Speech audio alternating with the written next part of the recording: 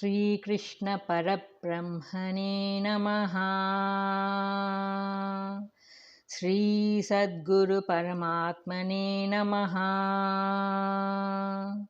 Sarva Maharshibhyo Namaha.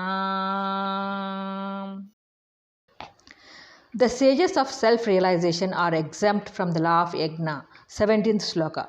Yastvatmaretirev syadatmatruptascha manavah atmanyeva cha santushtastasya karyam na vidyate. Substance. But he who rejoices, who is contented, who finds happiness in Atma only, has no work to perform. Commentary. Except the Paramahamsa who has directly experienced the Supreme Self. For all others, Karma Yoga is the inevitable law. In this verse, the Lord describes the liberated sage. He finds all joy in Atma, all satisfaction in Atma, all contentment in Atma. He does not move outside Atma. For him, the law of karma does not apply because he has already realized the highest fruit of karma, that is moksha. So he is released from the operation of the law of karma. But still, if he works, he does so for the benefit of mankind. There is no harm whether he works or does not work. Such realized sages are very rare indeed. All the others must work. They should endeavor to attain the highest state by diligent performance of yajna. They should understand what they are, where they are, how they live, and avoid the dangerous delusion of giving up karma before reaching the goal. It would be as foolish to do so as to throw away the leaves before eating the food. In modern times, the attachment and distractions of the material world have assumed dangerous proportions. Man has sunk into the mire of material pleasures and is caught by them in a ready embrace from which he is not able to extricate himself. He is not able to conceive of anything higher than food and sex. The true joy of life is lost. Man is reduced to the level of an animal creation. It would be understood by the purified intellect that joy and happiness cannot arise from dead matter.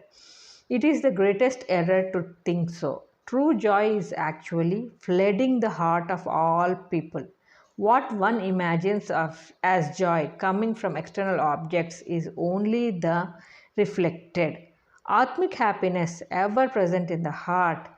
To know this is gnana, not to know this is maya. The realized sage is perfectly contented because he knows that all the joys, delights, and pleasures of the material world are comprehended in the happiness of the self. Knowing and realizing this, he does not hanker for sense pleasures. He does not go outside of himself to seek for this or that as the ignorant man does. He is Atmarama, Atmatrupta, Atmatushta. The general term man, Manavaha, is used to show that no one is denied the merit of self realization for reasons of caste, creed, or sex. Question. Who is exempt from the law of karma? Answer. The sage of self realization is free from the law of karma. For him, there is no work to do. 18th sloka. Naiva tasya कृतेनार्थो न कृतेनेह कश्चन न चास्य सर्वभूतेषु कश्चिदर्थव्यपाश्रयः. Substance. For him there is in the world no interest whosoever by work done or not done. He does not depend upon any being for any object. Commentary. It is said that Jivan Mukta may work or may not work. In both he has nothing to gain or lose. He is constantly rooted in the self and is perfectly satisfied in the self. And so, with work done or not done, he has no concern whatsoever. There is nothing for him to achieve beyond the realization of self. So the law of Karma Yoga does not apply to him, but we find that some of the realized sages engage themselves in work to illuminate mankind with true knowledge. The Jivan Mukta has nothing to seek for from any being in this world. All pleasures, delights, and joys are in the self, and he lives and moves and has his being in the self. So, what would he need, and to which of the devas should he offer sacrifice? Why and what for?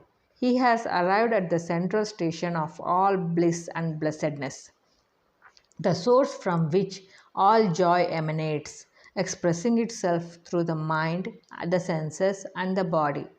All material benefits are included in Brahmananda according to the law Shate Panchashat. 50 is included in 100. They have nothing to gain from anyone. It should be understood that the Lord has spoken of the Jivan Mukta, but the ordinary seeker has still to go a long way before reaching the goal. He should perform work with detachment and devotion to God. Of course, he see that men having completed their period of service qualify themselves for pension and live a free life.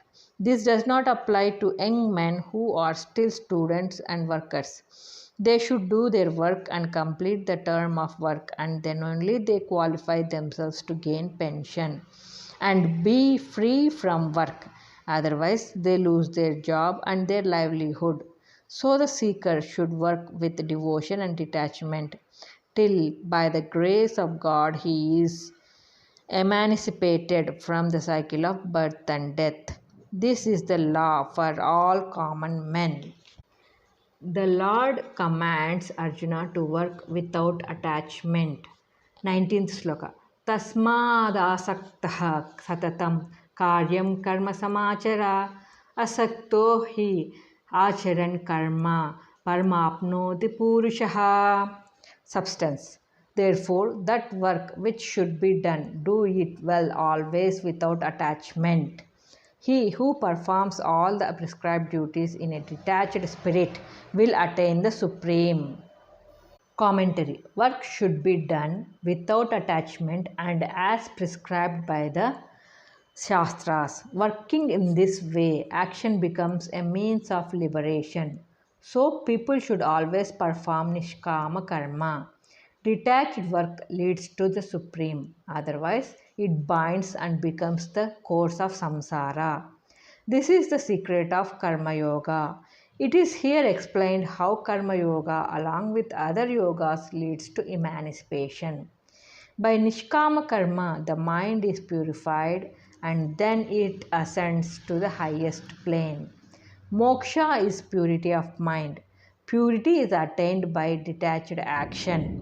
Generally, among seekers, very few take to Gnana Yoga or Dhyana Yoga. Most people are naturally inclined to Karma Yoga and Bhakti Yoga.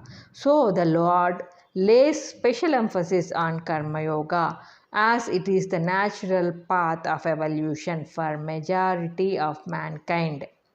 Question. How should man perform work?